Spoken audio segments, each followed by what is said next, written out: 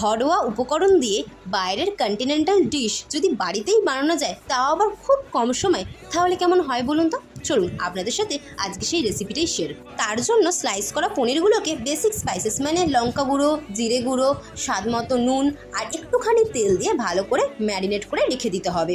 এরপর সব রকম মশলা দিয়ে একটা আলুর পুর মতো তৈরি করে নিয়েছি, আর এর পাশাপাশি ময়দায় ময়ান দিয়ে একটা ডো মতো তৈরি করে নিয়েছি। এরপর ডো থেকে লেচি কেটে রুটির মতো বেলে এক ধারে আলুর স্টাফিং দিয়ে অপর পাশটা ভালোভাবে জল দিয়ে মুড়ে নিতে হবে।